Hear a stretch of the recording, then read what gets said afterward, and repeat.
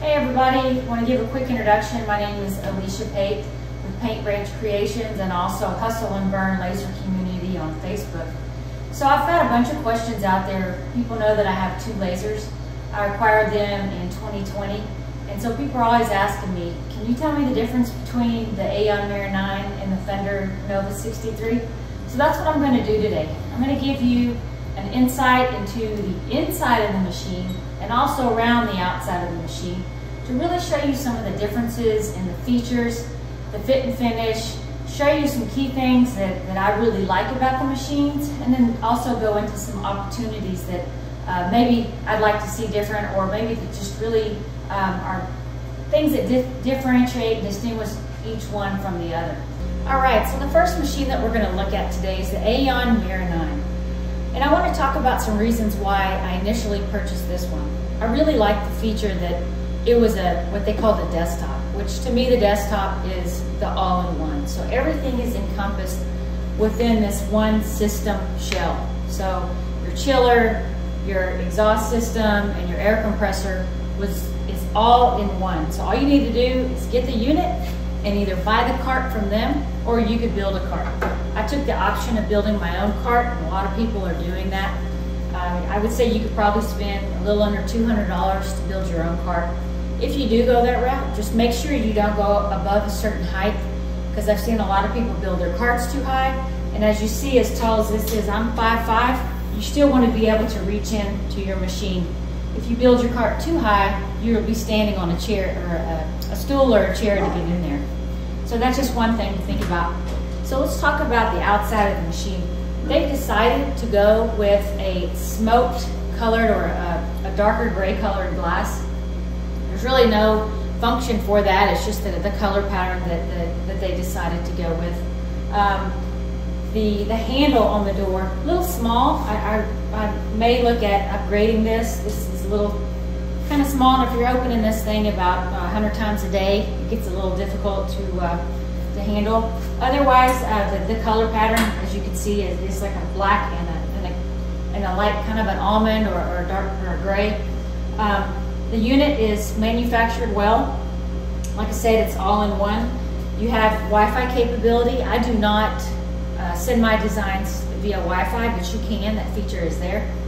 I like this model because of the size of the bed. It's 35 by, I think it's 22, and I think the Z is like 6 or 7. I'll get the exact measurements and post those with it. I upgraded from a Glowforge Pro, and I really wanted that size of the bed. So this was nice because I knew that I had the space to put it in this corner. It was quite a significant change from a Glowforge, but I wanted to be able to do those bigger jobs. So let's go inside the machine if we can. One thing about this machine is the Aeon has cased off and closed off, I would say, some of the components in the back. And that's kind of nice if you don't want to have to worry about all of your debris or your smoke coming off your engraves or your cuts getting on your wheels or your belts. So that's what this back panel is. You can see mine's a little bit dirty, but I wanted to leave it kind of as is because I wanted you to see what it looked like when you're using it a lot. With the unit comes, this is your gantry and your laser head. And then it comes with a key so that you can open this front door to get inside the machine and clean it or remove the honeycomb tray. And we'll just show you how you do that. So you use this key that it comes with.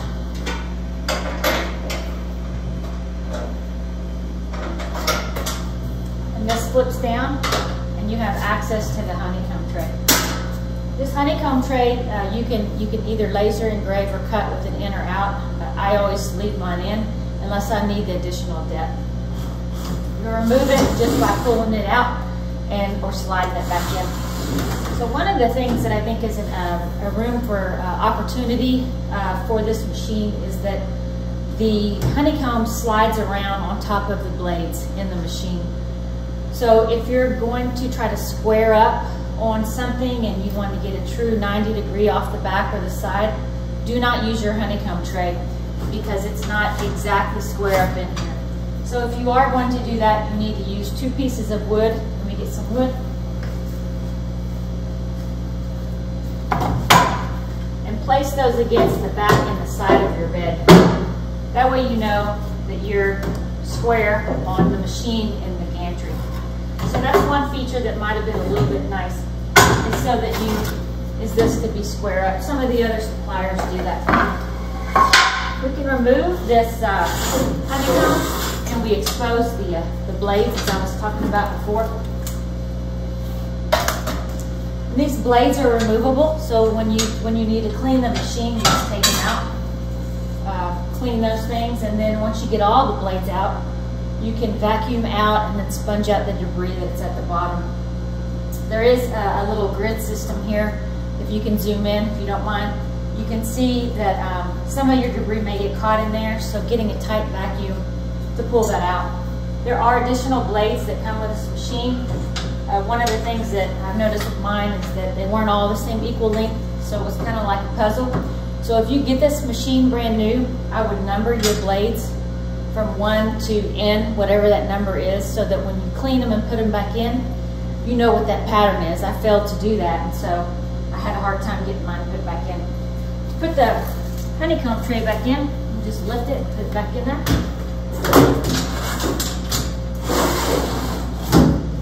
And your vacuum is like that.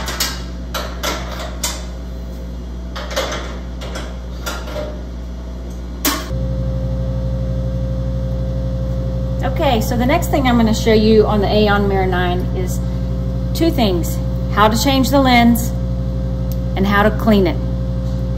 So we're going to get into the laser head, show you how you would take off the autofocus component, show you what the lens looks like, and then I'll also explain to you if you were going to go from a 2-inch to a 4-inch lens, what you would need to do that. That's somewhat common if you want to do some engraves in a bowl or you want to cut 1/2-inch wood.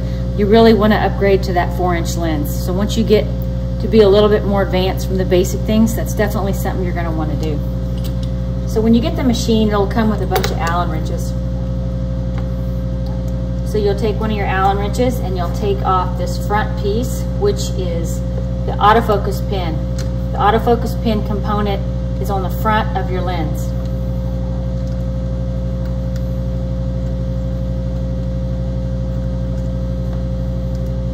So we have 2 screws here.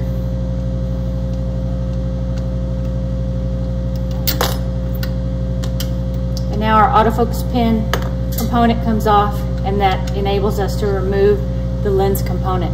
So the lens component has 3 screws in it, and this is what holds the 2-inch lens or any of the optics you buy to do your work. It holds it down with those 3 screws.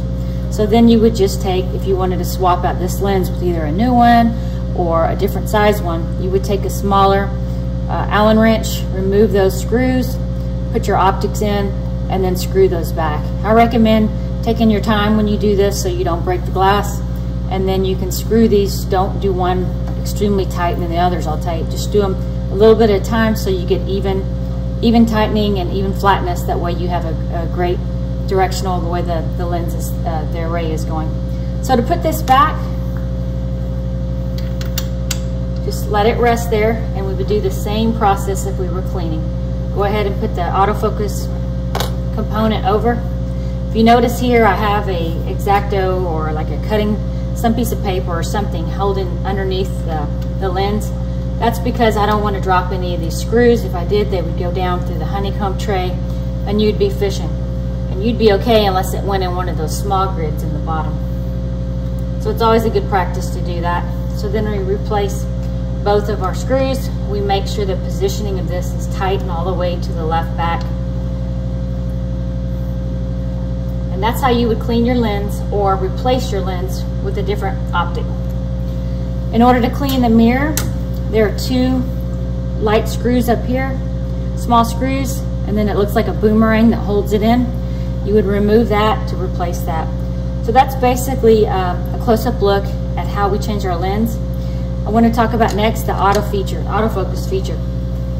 The way the autofocus works on the Mira 9, imagine a garage. So if you have a garage floor and you raise the garage floor bed, once it hits this piece of component, this brass or copper looking item, and it knows, oh, I hit some surface, then it goes back down to the ground. So that's how it works So it's a single bed movement up and down to detect the location, and then it goes down once it has the predetermined depth of what it needs for a 2-inch piece of material, or for a 2-inch lens. So let's talk about the exhaust system on the Mira 9. The exhaust system is set up that you have a control button on the right side of the machine, and I'll show you that when we flip to the exterior part. And the vent pull is in the back of the machine. It's almost flat at the very top. So you can see I have a ton of smudge marks from my prior cuttings and jobs, and then that's where it pulls it out. There's a fan in the back of this unit that comes standard and integrated with the machine, and that's what it used. Once you turn that on the side, it'll vent out through a 6-inch tube in the back. There have been some people that have added an additional inline fan. I guess check with your local sales team in your country to see if that is a necessity or required. When I bought mine, I did not get an additional inline fan. I think some people are doing it now. I have found myself that my machine is functioning quite well without it, but there's some discussion on some websites that some people have found some benefit to do that. But to turn the fan on, it's on the side. You can hear it, it's kicked on, and it just sucks out.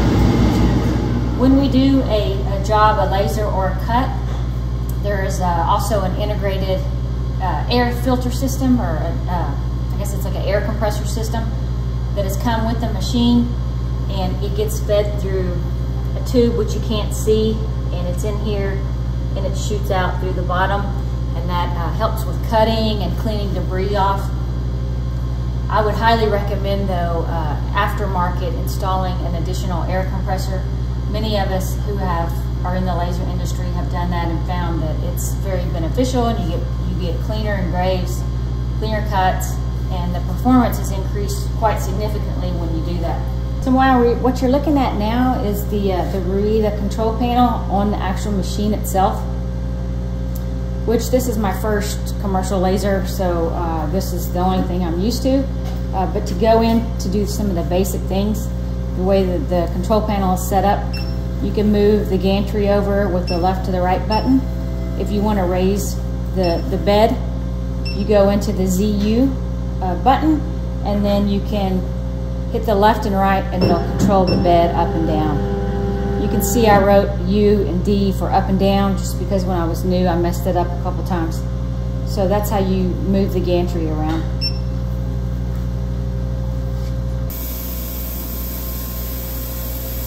All right, we're gonna switch over here and take a view of the right side of the machine, and I'll just go through some of the components and parts over here to give you a little bit of intro of what you're seeing. This is the emergency stop and also the start button. So if we press this button, it'll turn it off. And to turn it on is you turn it and twist it. That's kind of nice because if you have little kids in the house, they're probably not going to turn it on. So that's a nice feature. I like that. It's one of the pluses on this machine is if you have little kids, at least the on button is childproof. They'll definitely be able to turn it off if they came around here. You have a key, so you can lock this thing, the power on and off. The next thing down is your blower switch. You can hear it turn on. That's your exhaust fan. So if you were going to run this and add additional inline fan, you would probably want to get one that you could have a button up here so it's easily turnable. Turn the fan off. The next thing is a U-disc. I don't use this. Looks like a USB connection. And then the bottom one is a USB connection. I use that solely for my jobs. You can, as I told you before, you can use the Wi-Fi, or you can use the USB. I like running with USB because I feel like it's more reliable and I don't want to have to worry about a job stopping by some glitch in the house. As we move over, you're going to see I've added on an additional air compressor. My first couple of months I had my machine, I ran without it. Started doing some research and found this is really the way to go. If you want clean, deeper cuts, you can actually speed up your speed on your cut and then much faster, better quality. Mine grays are a lot cleaner. So this is the way to go. My air compressor is in the garage. And then I run a line through my window. I'm actually using one air compressor for 2 machines. So I have a Y splitter, and then this is the line that comes into the Mira. You really want some type of water separator regulator. I'm in Houston, Texas, so I got 2. I felt this was best for me, and when it's summertime, I'm filling up one and flowing over into the other. And then I can easily bleed it off while the job is running. You need a regulator so you can control what's coming off the air compressor. Then you got your line that's starting to go into the machine. I opted to put an additional switch so I can control how much, even though I have a regulator here, I wanted to hand control how much was going to the nozzle. You can hear it coming on through there. If we put our hand underneath it, you can feel it. So this is kind of a nice add to do. For me, I drilled a hole in the machine, and then I ran it through. I disconnected the line that came with it originally, which is the internal air compressor line, and then I just plugged mine right in. If I wanted to go back to the regular stock version, I could easily do that. All I would have to do was patch this little hole. So that was a real easy fit. Don't be overwhelmed by adding one of these. This is super simple, and there's lots of direction out there. I actually added on, this is a 3D printed tube cover.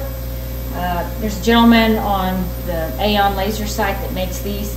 For me, it was very beneficial because the original one came out to about here, I think. So this was actually a nice space saver that I added. And so let's go around to the back. I'm gonna move my camera here, show you what you're looking at.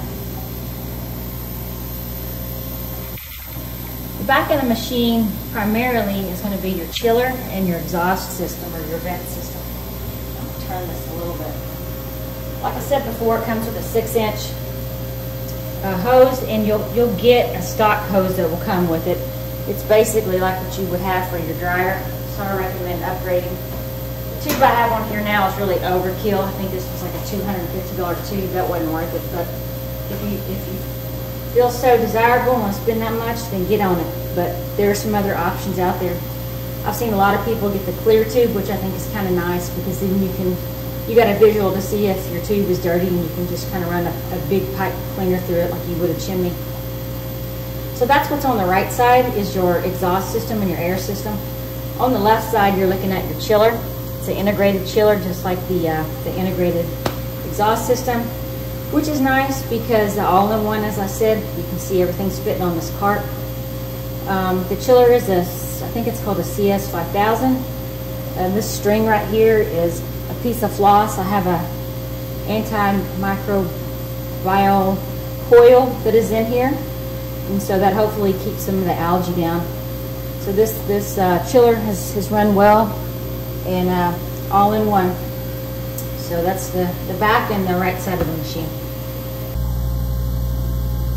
So the next thing I want to show you on the Mira 9 is how you would do an autofocus. And I'll give you one word of caution with this.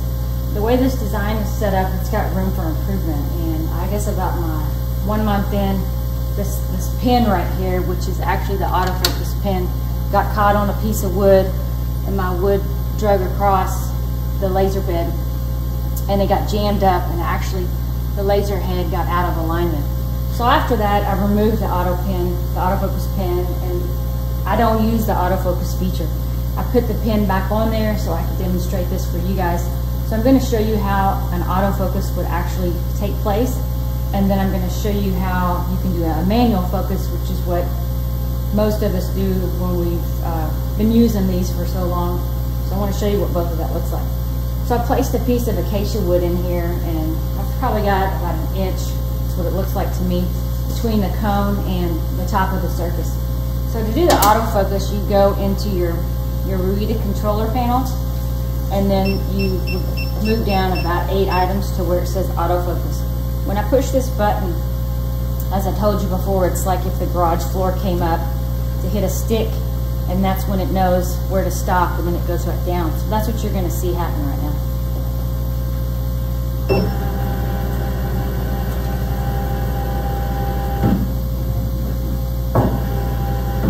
And so what is actually happening is that piece of wood bumps up to that pin has some flex in it. And when that flex goes up far enough, there's a sensor in there and it tells it that's the top, that's enough. And so then the bed will lower back down to where it knows is the predefined autofocus width of where you need to be between your material and a 2-inch lens. So if we did the autofocus, we would now be ready to go ahead and start our job. What I use is this piece of material here. This came with the machine, and where you see the F, that's where I put my F for primary focus for a 2-inch lens. That's 9 millimeters. And so if I run it under here, I should be in that spot. So I'm like about 8. I like to do my focus at 9, so it's pretty darn close. It's probably at a 7, the autofocus was. So we're close enough to see that that's good for us. So again, you have the option to run with the autofocus or not. If you don't want it, you can just back this pin out. I'm going to lower the bed.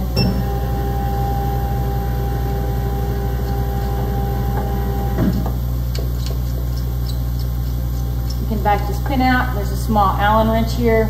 You can unloosen it and this pin comes right off and you're good to go. But that's how the feature works. Okay, so now we're going to look at the Fender laser, the Fender Nova 63. So let's look at the outside and the front first off.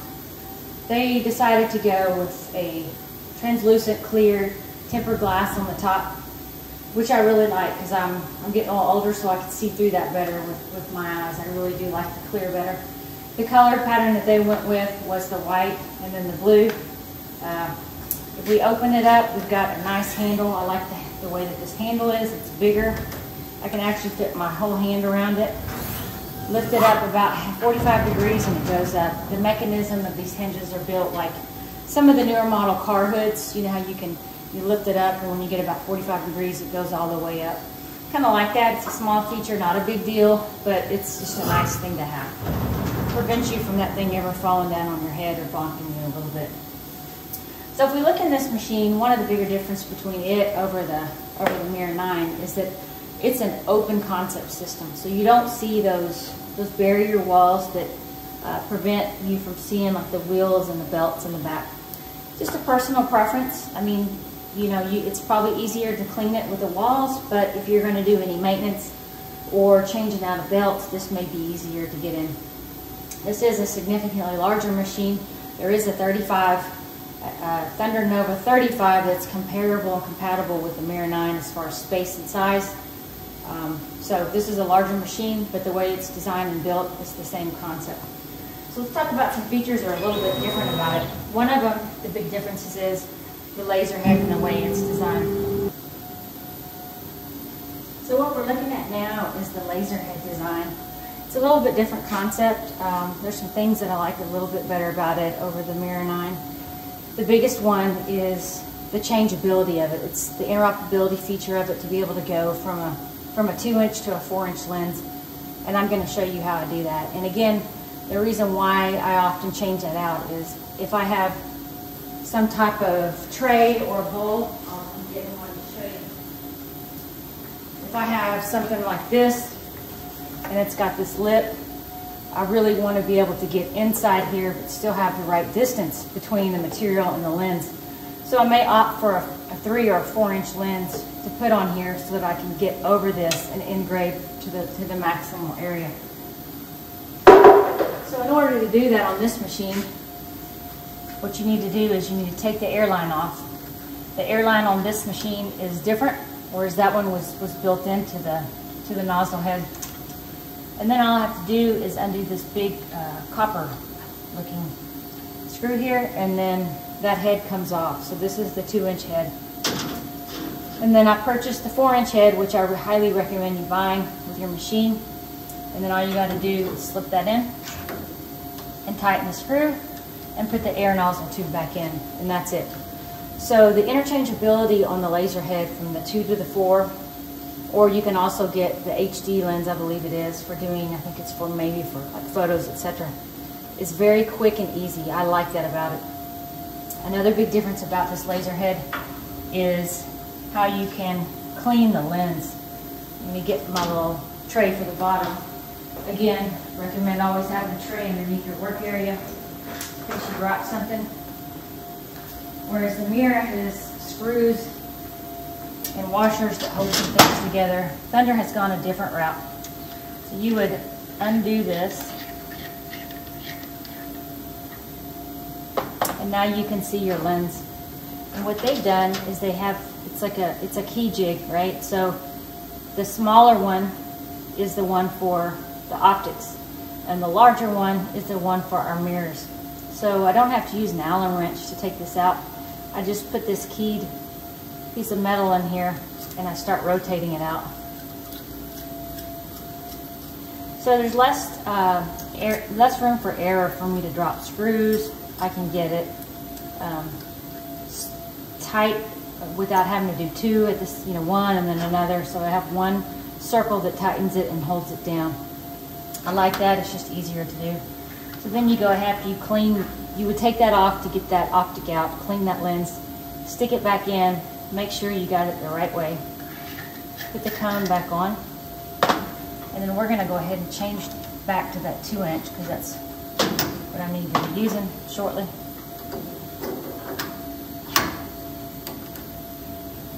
And now we're back in business. It also comes stock with this engraving cone. I have not used this yet. I probably need to start using this and do some test runs with it to see what kind of benefit I get out of it. But that's the way the laser head setup is here. Again, easier to change out quicker and less room for error with the key lens. So next, let me show you what the exhaust system looks like on the Fender. They do not have it in the top back of the laser bed. They decided to place it in the bottom center. So I'm going to lower the bed and show you the location of it. And the nice thing about this design is it pulls the smoke down through the honeycomb tray and then through the back. It doesn't accumulate smoke on the top. So just a different design. I feel like I probably have less smoke on the top of my work area, and that's kind of the route they decided to go. Let's talk about interior lighting. The lighting on the Fender is probably a little bit brighter, wider LED. I have the 63, so I'm not sure if they put more lights on my machine compared to the 35, but it does seem brighter, more lumens in this one. I don't know if it's the white paint or not. I do like that it's brighter and that I can see over into that mirror right there. It's a little bit more visibility in there, and that's probably just because they have that open concept. You can see all the rails, you can get to everything. That side panel over there opens up, and so does the one on the Aeon as well. So you can get to each of those. So that's one thing I didn't go into detail over there. But each of these have side panels that come off, so you can easily get to the components on the side. The next thing I'm going to go over is the autofocus feature on this machine. And I'm going to raise the bed up. If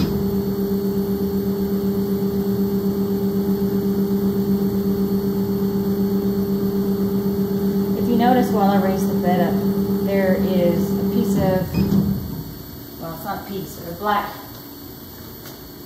component right here, and there's one exactly the same on the other side. And that's actually infrared radar that's going there. It's infrared ray, I guess, not radar. Anyway, so there's a beam that's going across, and I like analogies, so I'm going to use the same old analogy that I had before with the garage door. So we talked about the other one being the garage floor comes up and it hits a stick, and the stick, let's call it a broom, and the stick says, can't come up anymore, and so it goes back down. Well, the way this one works is you don't have that pin on your laser head. But what you do have is you have that beam that's going across, and if I stick a piece of equipment, let's just use that same old cutting board. So I need to stick that cutting board in the back across where that beam is, because that's where I'm going to do my autofocus. And then I go into my controller as I did on the same other one. And I'm going to hit autofocus, and what's going to happen is that piece of wood is going to raise up from the bed, and once that wood breaks that beam line, it's going to know, hey, you've hit you've hit your max. Just like if you have in your garage door opener where you have that beam that goes across, if you have a cat or a dog that runs across it and it stops, same concept there. That's how this has been designed. So let me show you how that works.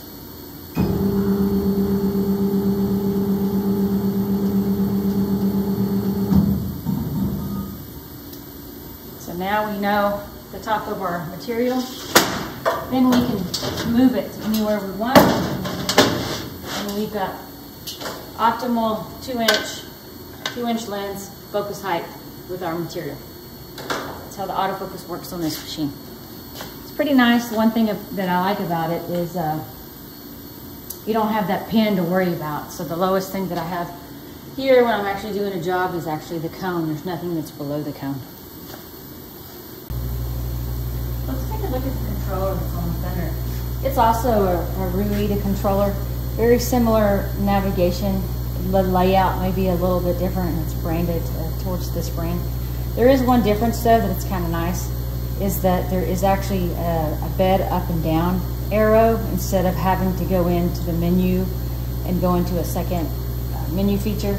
You can actually just lower it and raise it from here. Why I think that's nice, especially for when I've got a job that's reaching away across the bed, is that I can have my 2 fingers on that up and down and get the autofocus without having to go look at where I am in the menu system. So that's kind of a nice add or difference there. Other than that, it's pretty much conceptually the same type of interface and layout. You just might have the buttons in a different space just because of the layout they had to put it in. Next thing I want to show you about the Fender is the inside here. And we're going to open up these panels. With the Fender, you get a key for all the side things, and you do as well for the Mira. But one difference is you have a pass-through on the Fender Nova series. I'm not going to take this off, but you can take this off, and then you can close your hood, and then you can have material sticking out if you had larger pieces than what was the bed size. So this is your pass-through. It's vented right now. You can take this piece off and have large items stick out. What I want to show you is how you get into the underneath system.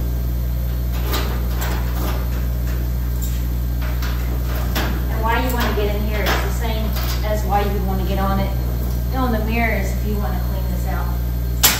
One of the nice things about the Fender is that it's got trays that actually come out, so you can take all of the inner systems out and go clean them. Whereas with the bed of the Aeon, you really have to clean within it.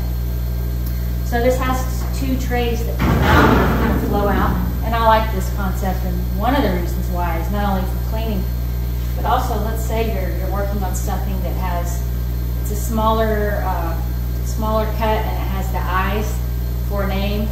You know how you always lose those little bitty eyes and they fall down in bed with all the other little bits?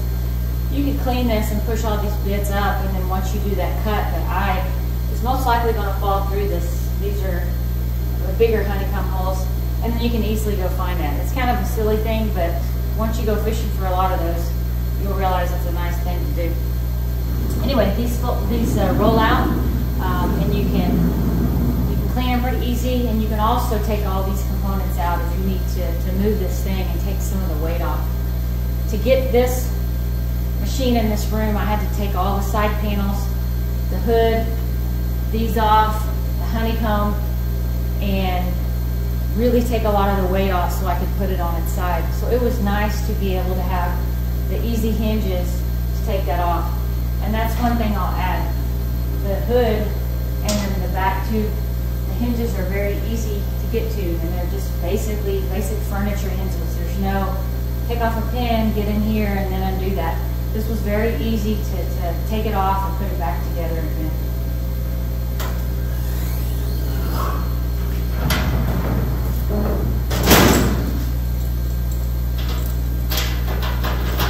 One other feature that they've done here on this machine that's nice is the honeycomb. Let's see if I can. The honeycomb is actually pegs on it. So if I lift this off, I see the blades. But this honeycomb doesn't move around. So I can easily square up on this if I wanted to. So it's kind of nice. There's prongs. I'll try to lift it. You might be able to hear it.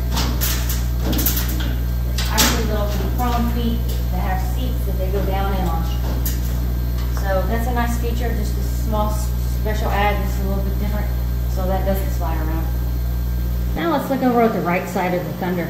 So if we look up on the control panel, we kind of already looked at the rear of the control panel, but there's this emergency button here. So if you ever get into a jam or a problem, you can easily hit that. If we look in the back, we have this light. Excuse my reindeer, I haven't taken her off yet.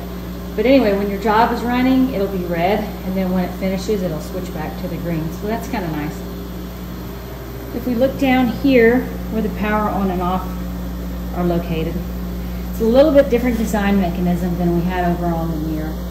And I'm going to go into some features that I like about it. If I've got a long day of lasering, and I've got some designs, my design studio's upstairs, and maybe I have some downtime of 30 minutes or something, I can actually turn the main switch on, which turns the light and the bed and the gantry. But I don't have to turn the laser and all of the air component and the chiller on. That's a different switch. So I'm going to turn that on, and you can hear how it'll give me an alarm, and then you can hear the water chiller fire up. It's kind of nice in that if I don't want to have the laser on long term, because it is eating, you know, man hours, right, of usage, I can just keep the laser switch off, and those other components aren't running. But if I wanted to get in the bed, maybe do some maintenance, cleaning, or just aligning things, I can still have the lights and be able to move the gantry. If we look down the list here, we have our Ethernet connection, which I don't think we had one over there. Then we have the USB stick, and then we have the PC stick. This is basically USB. Again, I like running USB. You can hear the fan that kicked on over there, the auxiliary fan. Anyway, I like running USB as opposed to Wi-Fi. I'm absolutely sure this thing has Wi-Fi as well. I just am not a big fan of running Wi-Fi on jobs like this.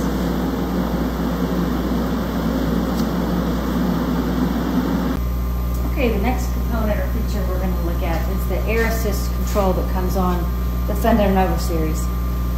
So most of you have probably read that people, obviously need an air compressor to run these lasers. The Mira 9 comes with one that's integrated for these Nova series, and then also for the Nova series for Aeon, you need an additional air compressor.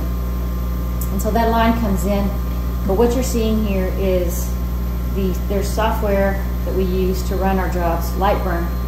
It's able to detect and be able to control when I'm doing a cut or an engraved job. So the nice thing about this feature here is I can control how much air is going through my laser head or my laser nozzle by up here. There's a secondary control, so I have a regulator valve, and then this allows me to control how much in addition will go.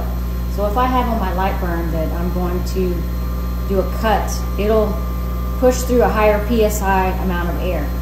If I have an engraved job, it'll push through a much lower. And then if I don't like how much is going, I can adjust either one.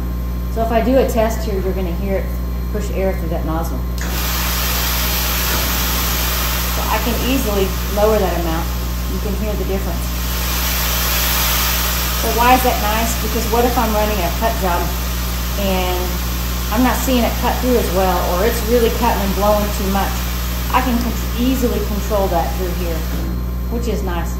So again, we have a high volume and a low volume. See what a difference that is? And then there's a secondary screw here which allows me where I can control the max limits for that. So this is a nice feature. The way I control it on the other machine is just through that on-off button and by opening that valve more or less.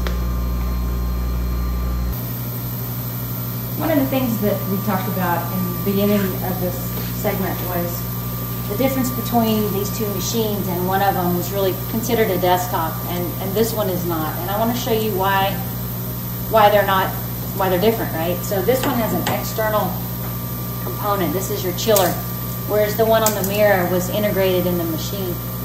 So some people get kind of scared off by, oh my God, what is it like to have something setting on the side, and how much space does it take? Well, this is really what it looks like. So it's about, this is It's 22 by 11, and the height really doesn't matter. So it's really not taking up a whole bunch of space. I mean, if you have it, it doesn't make a big difference. If you're really trying to jam this thing in a small area, then it may be something that you need to think about, and you want to either go with a smaller machine or the desktop over there. But this is what the external chiller looks like. Kind of one benefit about this is that if I have this machine for 5 years and they come out with a newer chiller or something more advanced, it's going to be easier to swap this thing out. Just like the other, you'll notice on mine I have that same coil in here with a piece of floss, and you put distilled water in here. I need to drain it. You have 2 connections in the back. One is the in and one's an out, and it connects to the back of the machine. And just the back of the machine connects to the back of the machine. It goes in on the left side, and then there's a separate power cord that goes in so that when I turn on that laser switch, that it powers this chiller on. And then you can see in the back there, that's my additional inline fan. I upgraded from the stock one that came with it. That's a AC inline fan. I think it's like an 8 horsepower. And then it has a remote on the other side so I can turn it on and off. So I hope you enjoyed the walk around and the walk inside of each of these machines. Again, they're conceptually 2 different machines, but also kind of one of the same. They have 3 mirrors and a lens, but they differ in that each one of them has different features or maybe some upgrades to the design, one over the other. And I think that's really what most people have been asking me to kind of show and demonstrate. So I hope that this video for walking into each different machine has kind of given you a visual representation of maybe something you haven't seen out there yet on the internet. Most people will show you how a cut job looks or what it looks like to do an engrave on one of these, or you might see sales and marketing material. But I really wanted to show you kind of the ins and outs of each machine. Again, this is a desktop version that you can put on a cart. You can buy the cart or you can build one. This is a non-desktop version that comes with the cart embedded, and just 2 different machines, so it really just depends on kind of what you're looking for. I hope this video was informative and helpful, and see you around the internet.